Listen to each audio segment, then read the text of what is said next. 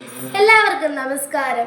എൻ്റെ പേര് അലോണ ലിജിൻ. ഞാൻ മാർബസിലെ സീനിയർ സെക്കൻഡറി സ്കൂളിലെ 8ാം ക്ലാസ് വിദ്യാർത്ഥിനിയാണ്.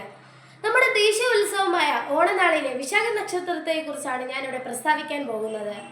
ശ്രാവണ മാസത്തിലെ ഉദയത്തിനും അസ്തമയത്തിനും കാറ്റിനും സന്ധ്യയ്ക്കും ഇരുട്ടിനും നിലാവിനുമെല്ലാം സുഗന്ധവുമുണ്ട്, മധുരവുമുണ്ട്. അതിനെല്ലാം ഹൃദ്യമായൊരു ഭാവഗീതത്തിന്റെ താളത്തൊടുപ്പുകൾ കേൾക്കാം. അതെ, ഓണം വരവായി. കാടും മേടും പൂത്തുലഞ്ഞ തങ്ങളുടെ പ്രിയ ചക്രവർത്തിയെ വരവേൽക്കാൻ നിൽക്കുന്ന സന്തോഷ കാഴ്ച. ഓണത്തിനെ കുറിച്ച് പറയുമ്പോൾ ആവർത്തനം ഭയം വേണ്ട. എന്നും ഒരേ പുതുമയും സൗന്ദര്യവും നിഷ്കളങ്കതയും കലർന്നൊരു മനോവികാരമാണ് ഓണം. കാലത്തിന്റെ പൂപ്പൊലിപ്പാട്ടാണ് ഓണം. വസന്ത ഋതുവിന് ചമ്മരം വീശുവാൻ ഓണനാളിലെ വിശാഖ നക്ഷത്രം വന്നെത്തുകയായി. ഓണാഘോഷത്തിന്റെ ഏറ്റവും നല്ല ദിവസങ്ങളൊന്നായ വിശാഖ നക്ഷത്ര ദിനത്തിലാണ് ഓണസദ്യ അഥവാ ഓണമരുന്നൊരുക്കങ്ങൾക്ക് മലയാളി തുടക്കമിടുന്നത്.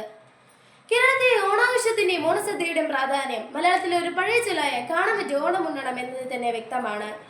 നിങ്ങളുടെ സ്വത്തുക്കൾ വിൽക്കേണ്ടി വന്നാലും ഓണം സദ്യ ഗംഭീരമാകാതെ പോകരുതെന്നാണ് ഈ പഴഞ്ചൊല്ലിന്റെ അർത്ഥം.